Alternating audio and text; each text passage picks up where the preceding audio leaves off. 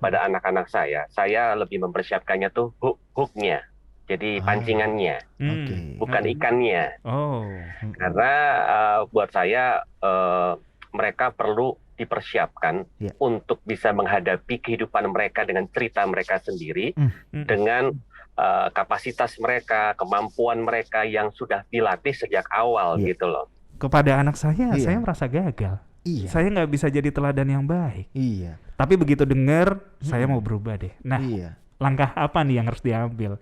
Warisan itu kan Bapak dari tadi ngomongnya warisan, takut mati nih. takut mati. Mempersiapkan mati, Kan Pak. dekat ya. Kalau orang ngomong warisan itu berarti Heeh. siapa nih? Yang mau meninggal siapa lagi deh? Saya keinget ya soal warisan itu karena teman saya yang tadi saya ceritain itu, Pak. Karena nama orang tuanya itu beda di akte sama di mana gitu ya. Ngurus satu rumah itu sebulan, ya. Kalau dia anaknya mikir kalau papa punya 10 rumah, Iya. setahun saya nggak kerja ngurusin surat itu ya. Iya. Tapi hari ini kita bicara sesuatu yang benar-benar harus kita perhatikan dan kalau bisa dilakukan secara lebih dini gitu ya. Iya. Warisan terbaik apa yang kita bisa tinggalkan buat anak cucu kita? Nah, kita akan bicara sama siapa, Tan? Pastor Edwin Yahya yang sudah by Zoom bersama kita. Yes. Kita mau sapa dulu Pastor Edwin. Shalom. Shalom, halo Brother Shalom. Edwin. Shalom, apa kabar semuanya? Kabar Puji baik. Tuhan, kabar terima kasih. baik. Ini langsung dari mobil, ya. Ini drive-thru ya? Drive-thru ceritanya. Habis gini langsung meluncur lagi. Berarti posisi sekarang ada di mana nih Pastor Edwin kalau boleh tahu? Udah di Semarang lagi, kemarin habis dari Surabaya, sekarang di Semarang lagi. Luar Ini biasa. pagi ini tadi antar istri. Luar biasa. Kalau bahasa Surabayanya ngukur embong ya. Karena panjang nyetirnya kemarin Panjang. pulang dari Surabaya balik lagi ke Ngerayen. Semarang.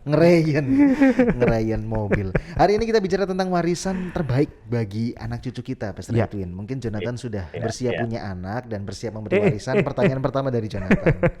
Salah nggak sih, Koet, kalau misalnya kita tuh mempersiapkan yang terbaik sejak dini gitu ya? Iya. Meskipun belum ada rencana untuk pulang ke rumah Bapak gitu kan? Iya, tapi harta benda misalnya. Harta benda rumah gitu ya. Terus emas cincin berlian tidak ada padaku. Atau gimana Pastor? Kalau harta benda oke nggak sih nitipin atau warisin harta benda? Nggak ada salahnya ya kalau misalnya kita sudah mempersiapkan untuk warisan untuk keturunan kita, anak cucu kita yang berupa harta benda ya.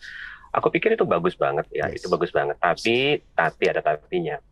Ada baiknya juga ketika kita mempersiapkan harta benda untuk warisan mereka, tapi kita juga mempersiapkan attitude mereka, kita mempersiapkan hati mereka, kita mempersiapkan mental mereka, sehingga supaya apa yang nanti kita wariskan berupa harta benda itu, mereka tahu cara mempergunakannya, mengelolanya, supaya akhirnya itu benar-benar jadi berkat dan nggak jadi jerat. Karena ada banyak kasus ya, beberapa teman saya orang tuanya kakeknya kaya, orang tuanya kaya, begitu mereka meninggal mewarisi kekayaan mereka kan, dan ternyata ketika seseorang belum siap untuk menerima kapasitas yang lebih besar atau kepercayaan lebih besar, bisa repot juga gitu loh. Betul. Dan akhirnya bisa habis dalam sekejap gitu. Waktu itu kebetulan kasusnya judi sih. Gitu. Online nggak? Judi online Enggak, belum zaman online. Tapi sama-sama jahatnya ya, hati-hati Sobat Rida ya. Hati-hati sama aja. Jadi kalau misalnya Anda ada di posisi, waduh orang tua kakek dulu orang kaya, kenapa saya enggak? Bukan karena Anda keturunan ke-8 ya Sobat Rida. Itu bisa jadi. Kayak 7 turunan. Kayak 7 turunan, saya keturunan ke-8. Mungkin saja karena kitanya masih belum dibekali sama kemampuan untuk mengelola harta tersebut. Kalau misalnya Pastor Edwin, orang tuanya nggak mampu untuk meninggalkan harta benda kan banyak nih Iya, pada prakteknya ya. Gimana tuh? Pasti kan ada rasa bersalah ya, Pastor Edwin. Kalau misalnya nggak mampu, apa? Misal mungkin Pastor Edwin punya ganti gitu ya. Kalau nggak harta benda, ini deh Tan, ini deh Jo, gimana? Kayak saya secara pribadi kepada anak-anak saya lebih mempersiapkannya tuh hook-nya, jadi pancingannya, bukan ikannya. Karena buat saya mereka perlu dipersiapkan untuk bisa menghadapi kehidupan mereka dengan cerita mereka sendiri, dengan kapasitas mereka, kemampuan mereka yang sudah dilatih sejak awal gitu loh. Betul. Jadi mereka harus bisa berdiri dengan kaki mereka sendiri. Karena kita nggak pernah tahu, saya juga nggak pernah tahu sampai kapan saya diberi waktu dan kesempatan sama Tuhan untuk bisa mendampingi mereka kan. Nah makanya kalau hari ini memang yang saya persiapkan untuk mereka adalah bagaimana caranya mereka punya kemampuan yang terus diasah, terus lalu talenta-talenta yang mereka bisa miliki, yang sudah dimiliki dan mereka juga bisa asah juga dalam kehidupan mereka, yang nantinya itu akan jadi pegangan gitu loh. Makanya saya dari anak pertama sampai anak kelima ini saya berusaha bersama dengan istri untuk mencari tahu kekuatan mereka itu ada di mana, passion mereka itu ada di mana. Karena buat saya warisan yang nggak kalah pentingnya adalah ketika kita ini bisa menggiring mereka, mengarahkan mereka, atau membantu mereka untuk menemukan passion mereka, dan kita memfasilitasi. Ketika kita mampu, kita fasilitasi passion mereka gitu loh. Dan yang pasti ditambah juga dengan attitude ya. Betul. Itu mahal gitu harganya, attitude ya. Betul. Kan banyak orang pintar tapi tidak banyak orang jujur, yang tadi saya udah bilang ya. Bukan bejo. Bejo itu minuman masuk angin ya. Oke. Jadi benar, ini kuncinya Sobat Rida. Buat Anda para orang tua, ketahuilah di mana kekuatan sang anak. Betul. Giringnya dengan cara yang benar, ke arah yang benar gitu ya. Karena setiap anak punya potensinya masing-masing. Kita kembali ke satu pertanyaan yang lebih deep, karena saya ngikutin juga Instagramnya Pastor Edwin gitu ya. Beberapa waktu yang lalu dari sebuah postingan yang waduh, ada apa nih Pastor Edwin ya? Tunggu ya, Pastor Edwin akan menuju ke kota apa kalau nggak salah ya Pastor. Mohon maaf kalau saya salah. Dan beberapa minggu yang lalu ayahanda dari Pastor Edwin juga berpulang, Pastor Gary Yahya. Dan sekedar informasi Sobat Rida, saya malah tahunya tuh bukan dari Pastor Edwin, dari rekan-rekan pendeta yang lain. Betul. Ini kayak kenal gitu ya. Banyak sekali yang posting. Jadi kalau tadi saya cerita tentang nama baik, saya yakin sekali Pastor Gary Yahya juga ini loh, satu warisan yaitu nama baik yang sampai dikenal baik sama banyak orang. Baru saya lihat Pastor Edwin, oh ayahanda dari Pastor Edwin. Kalau boleh tahu warisan terbaik apa sih Pastor Edwin yang dilimpahkan dari ayahanda tercinta untuk Pastor Edwin? Iman. Wow. Ya.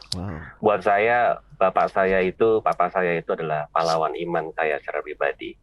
Saya adalah saksi hidup bagaimana beliau memulai panggilan pelayanannya tahun 87, lalu tahun 89 itu meninggalkan pekerjaannya yang pada waktu itu bukan pada waktu terpuruk ya, tapi justru pada waktu ada di puncak, lalu dia tinggalkan pekerjaannya dan mengambil keputusan untuk untuk melayani Tuhan bukan sepenuh hati aja ya, sepenuh waktu, sepenuh hati, semuanya lah, all out lah.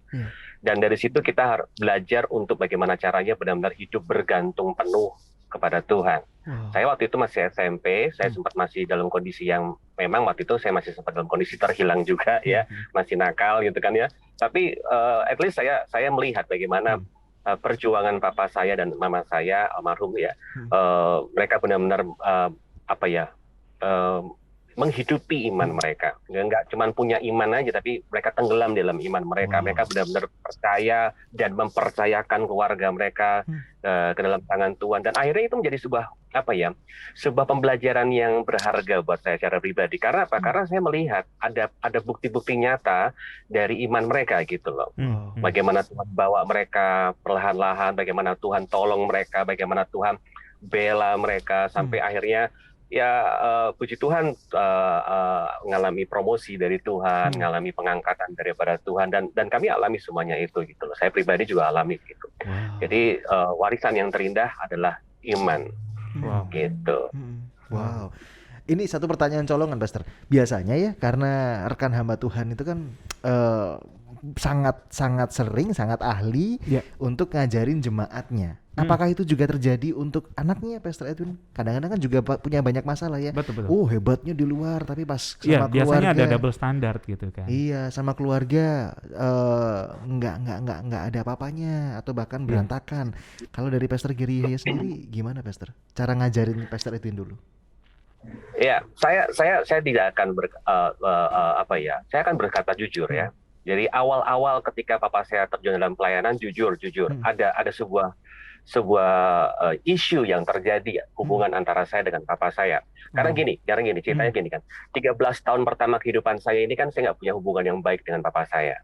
Papa saya itu kerasnya luar biasa, terus pokoknya kekeh keras ya.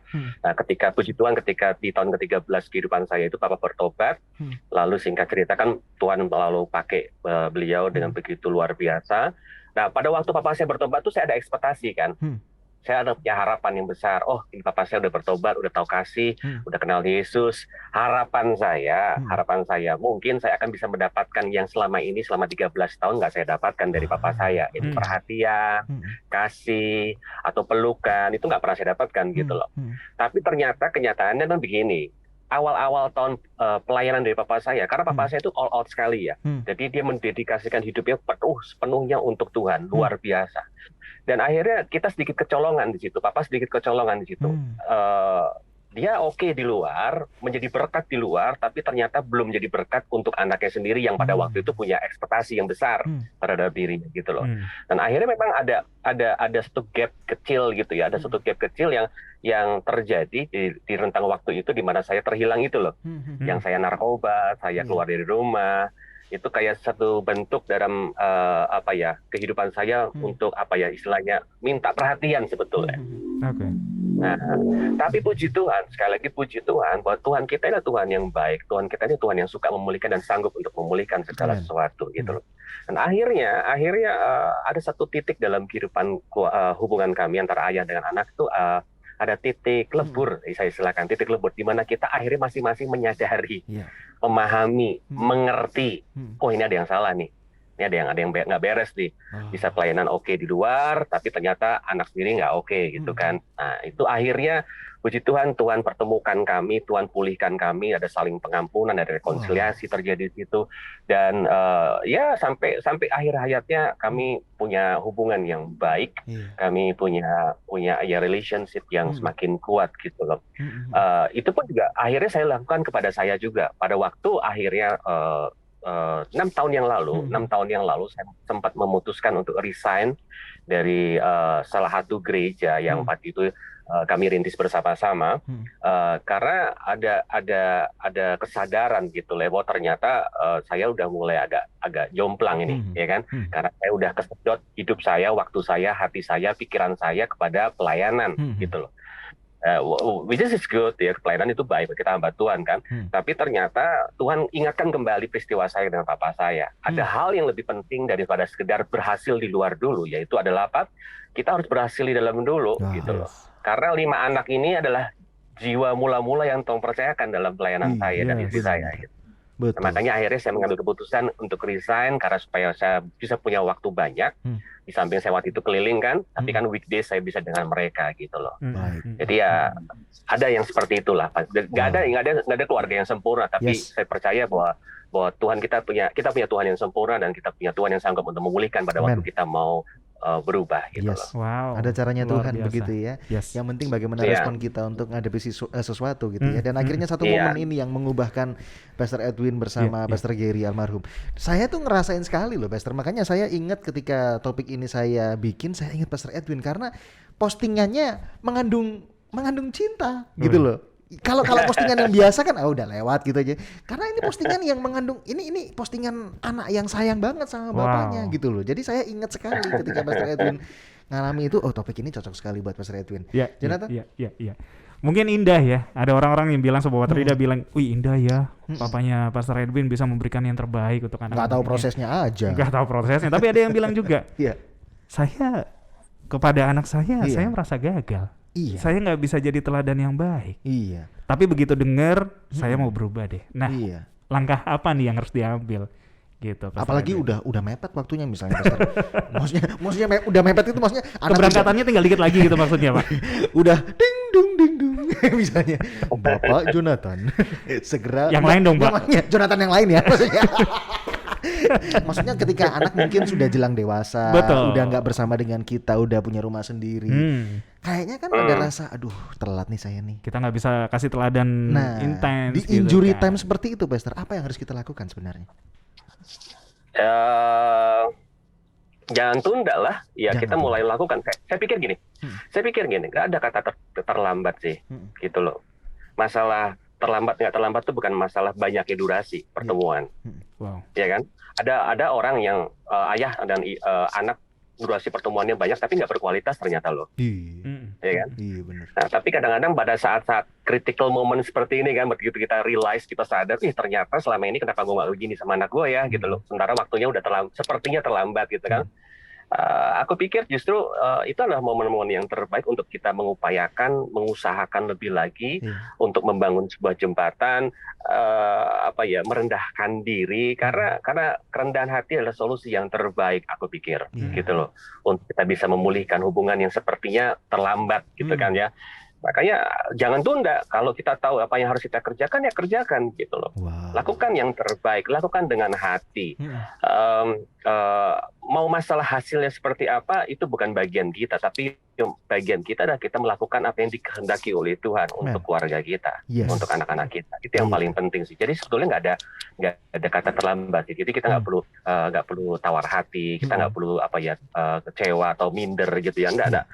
Tapi saya percaya selama masih ada kesempatan, pergunakan kesempatan itu sebaik mungkin untuk bisa memberikan yang terbaik, saya pikir. Luar biasa. Jangan ditunda, ya. Gak kebetulan Anda dengerin siaran kita kali ini ya. Mungkin Anda di YouTube lihat video kami atau di radio dengerin video kami. Ini mungkin ya benar kan? Ini mungkin momen yang tepat ketika betul. Oh iya ya, mungkin saya udah terlambat, tapi nggak ada kata terlambat gitu ya.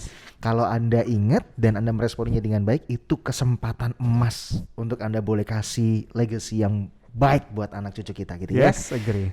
Jonathan, ada pertanyaan lain? Kesimpulan mungkin Pastor Edwin, silakan. Warisan terbaik apa yang bisa kita berikan buat anak cucu kita? Rumah 50 lantai mungkin? Itu apartemen, rumah apa hotel gitu ya? Silakan Pastor.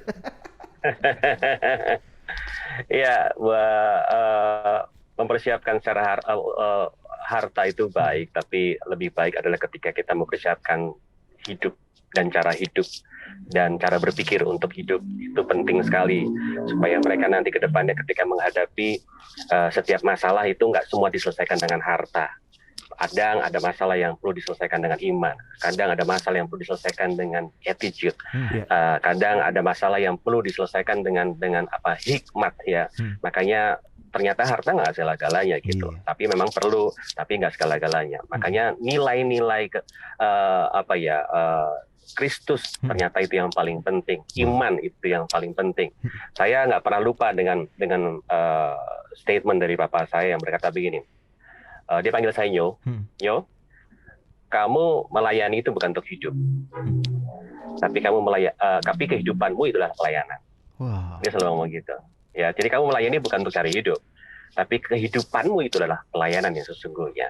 Jadi kalau mau melayani ya, apapun yang bisa kamu keluarkan yang terbaik dari kehidupan kamu, nggak harus dipanggung kan? Itulah yang harus kamu berikan untuk jiwa-jiwa dan untuk Tuhan. Gitu. Wow. Luar biasa.